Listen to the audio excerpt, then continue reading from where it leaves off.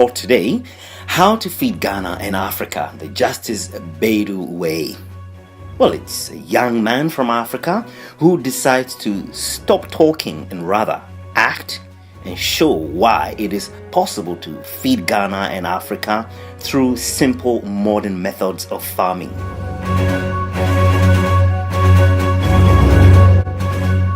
My name is Phillip Nyakpo and welcome to AfricanPod once more. The good news and the bad news about Africa, available on iTunes Podcast, YouTube, and soon on Google's Android Podcast. One of the enduring images of Africa around the world are those of malnourished, hungry, and helpless children. These images evoke a lot of passionate discussion, but not a lot of action. Of course, the images of hungry children from Africa do not exactly represent the overwhelming majority of children in Africa, but Africa does have a challenge in feeding itself. So having heard all the endless talk about what needs to be done, Justice Baidoo from Ghana decided to take action and set an example. He built an artefact. Justice Baidoo's artefact is a multi-purpose farm in Ghana's western region, and he calls it Blue Fields Farms. Before building Blue Fields Farms, Justice spent some years in journalism and later traveled to the United Kingdom to study advanced journalism. He returned with a passion to use modern farming as a tool to uplift his community. Justice Baidoo is the guest on this episode of AfricanPod, and he describes his mission to teach by example that it is possible for Ghanaians and Africans to feed themselves. Thank you for speaking to AfricanPod, Justice Baidoo. We know you're making a difference with the Blue Fields farms in Ghana. So tell us, how did you get the idea in the first place? I've been a journalist for about 5 years professionally now. And in 2012, 2013, I got a contract job that I did for the UNDP. The United Nations Development Program? Yes. So it was the United Nations Development Program country office in Ghana. And what we usually do in that job was to travel around Ghana and usually to the remotest communities to document the projects that the country office was involved in Ghana. And because most of the projects that we would visit usually had to do with poverty alleviation, and it had to do with farmers, because 60% of Ghana's population directly or indirectly is into agriculture, like farming or agribusiness. Every time we did travel, I would meet farmers and people who put a lot of effort in their work. But then, for so many reasons, they do not get the returns on the investment that they put in, because farmers use a lot of outmoded means of working. They do not employ modern technology. They do not apply new fertilizers that could give them good yields and all of that. And so it's a big problem where you have about 60% of the country's population in a sector where they are putting in so much and yet getting so little. But then, because of the work and the technical people that I used to travel with, I had also known that there's a better way of doing things in farming and getting more in terms of returns. And so I thought, we could start something. We need to start something that would then change the narrative and then at least serve as an example where local farmers could look at us and then change their ways of farming, but then also boost the interest of young people, because for myself, I was just at the time 26 years old, so try to start something that would interest other young people to start up their own ventures in farming. So for you, in between getting the experience with the UNDP in Ghana, traveling to remote areas and observing farmers, you also left Ghana to pursue journalism. I've done my first degree in journalism. And so I was really interested in also building my capacity as well in journalism. So in 2014, applied for a scholarship program, which is funded by tallow oil, but then administered by the British Council. The idea really is to build the capacity of Ghanaian human resource in terms of to be able to take advantage of the oil and gas, which started in commercial quantities in Ghana 5 years ago. So I got selected, and then for 1 year, I lived in the UK studying for a master's in international journalism. It opened my eyes to many opportunities that exist, not just in the field of journalism, but also in the field of farming. Because when I went to the UK, I found that in food, in a country like the United Kingdom, where land is not even available for farming, food is ready, healthy, cheap, and it's all over the place, even in the supermarket. So it struck me that why is it that countries that are like European countries, that Africa has better resources, lands, and everything done, how are they able to provide food, quality food, at very cheap prices for everybody to be able to enjoy? Then I found out that, especially also because I had visited a couple of farms in the UK, was because they used improved methods of farming, they employ technology, and above everything else, the government in those countries also support with subsidies, tax credits, and all of those policies that could create opportunities and then create an enabling environment for productive farming and productive agribusiness to thrive. So it's some of these things that I saw while I was away that I would want to bring back here and try in our own small way to shine a light on things that could be done right to serve as an example for everybody else. And it would still be a good question to ask, what specific problems in Ghana were you hoping to solve with this initiative? A basic problem is that in Ghana, more than 60% of food that is consumed is imported. It is morally, economically, and everything else about this is wrong. Because this is a country that could produce more than we actually could consume. And so it doesn't make any sense at all why we would have to import 60% of how much we eat or how much we consume in this country. And in total, we are sending over $3 billion of hard-earned cash outside this country, only so we are able to import this food to cover everybody. Even in that, we still are unable to feed everybody to the optimum amount that we need to. And so what happens then is that food prices are always high, and people do not get them in the right quantities for quality human development.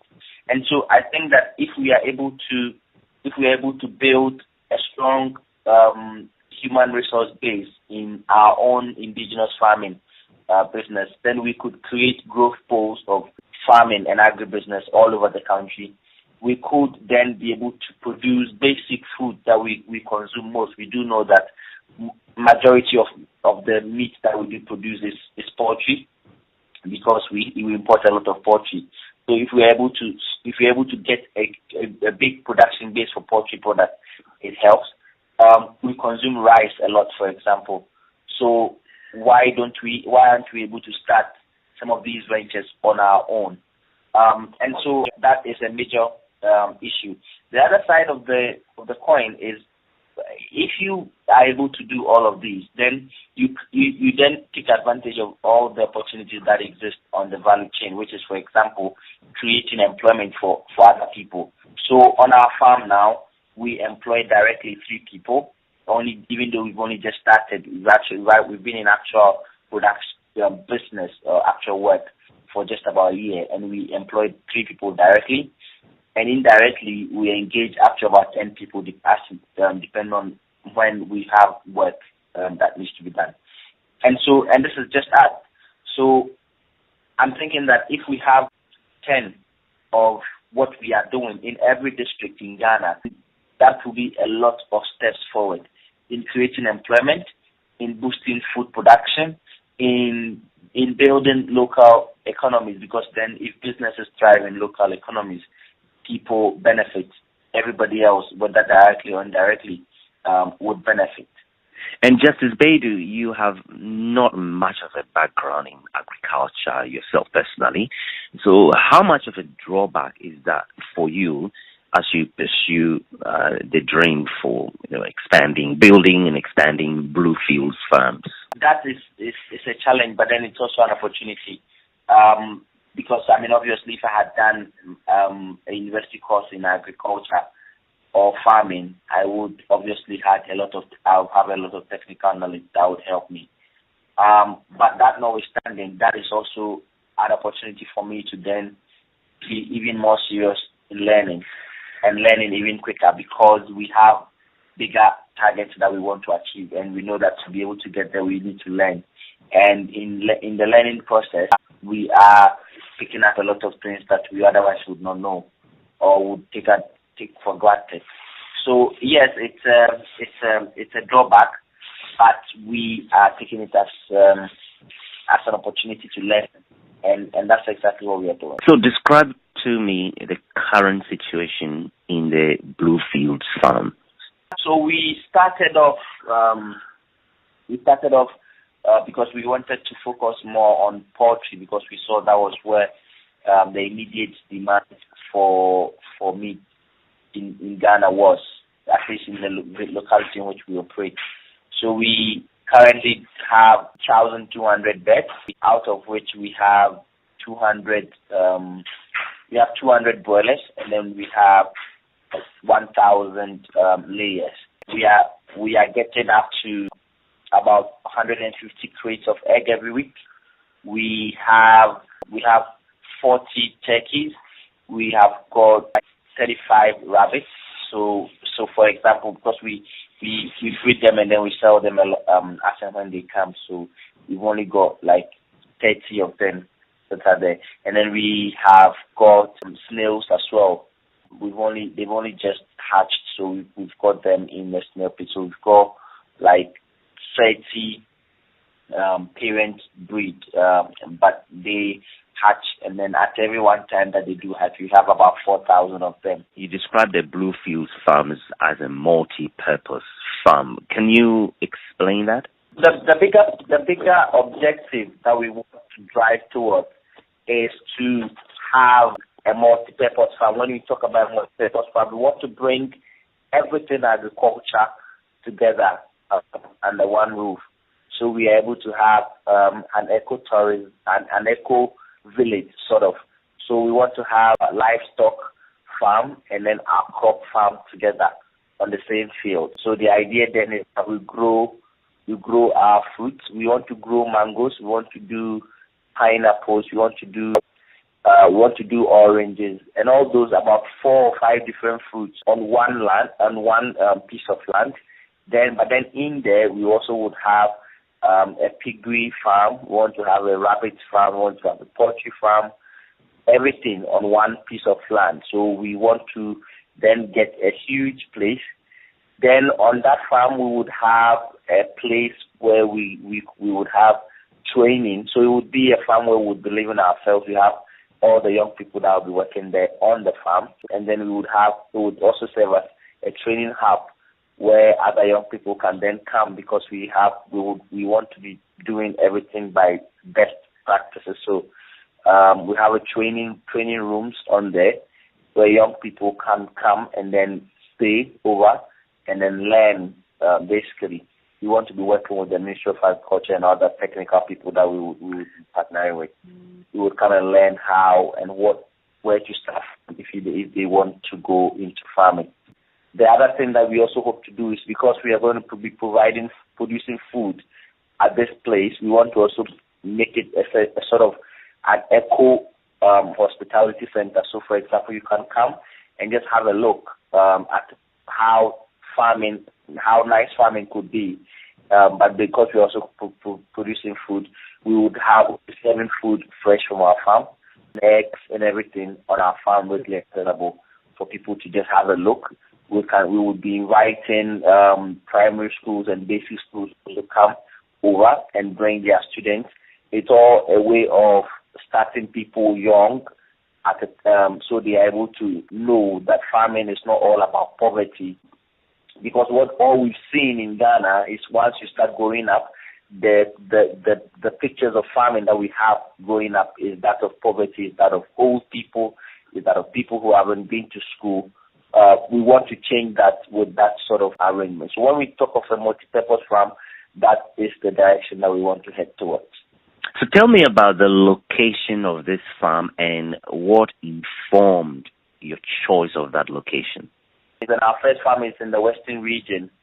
The western region of Ghana, which is in the southwestern coast of the country, is one of the biggest contributors to Ghana's natural resource base. So we've got oil.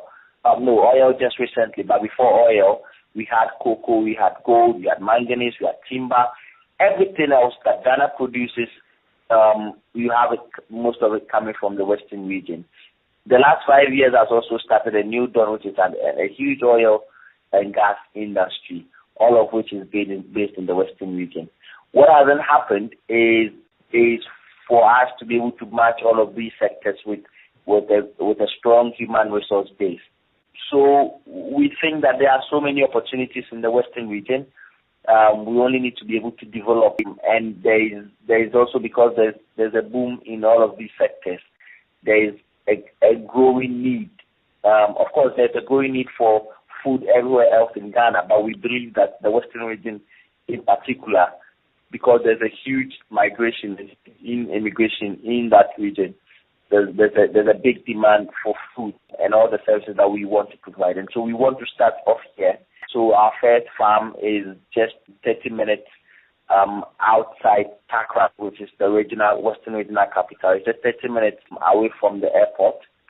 So it's to the southwest of the city of Accra, which is the capital of the Accra highway. So I'm curious about the challenges you would have faced from when you made the decision and made all the effort to come to the point you are now, not to even talk about the future. What challenges have you faced? It's just a basic challenge that I think a lot of people who want to start ventures in many parts of Africa face, which is with financing, and especially because agriculture is such a risky venture. Nobody would want to give you money because everybody thinks that, one, it is a long-term thing, and then two, because of how poorly we do it in Ghana, nobody is sure you are going to have your money back even if they give you the money. So it was really difficult. When we started, we didn't have any money to start anything. We were turned down by every other financial institution that we went to with any proposal. In fact, even the Agricultural Development Bank in Ghana, which has been set up by the Ghanaian government to support the industry, the farmers, young farmers, I think, didn't believe in our idea. And so it's really tough. In fact, I have had to, over the last 3 years, put all of my salary, my personal salary, into starting this, sacrificing nearly every personal luxury to be able to get this up and running. But we've only been able to stand because we so believe in the idea, and we think that the rewards that would come, not just for us but everybody else, is stronger than the sacrifices that we are making now. And how have people responded? How have people reacted to your efforts so far?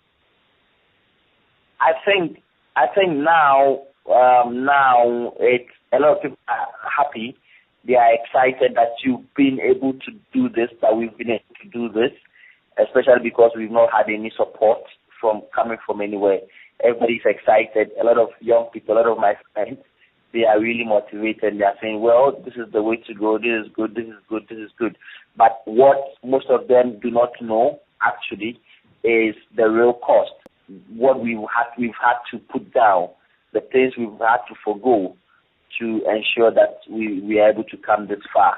Everybody's excited, of course, but it's really taking a lot. There was a point that basically I was actually scared buying shirts for myself because I'm torn between spending my money on buying a shirt to wear and spending it to pay someone to go and lay bricks or blocks, because we really needed to get the infrastructure going, and there was no money. This Friday, the 4th of December 2015, is a special day in Ghana because it's a day devoted to farmers, or Farmers' Day as it is called.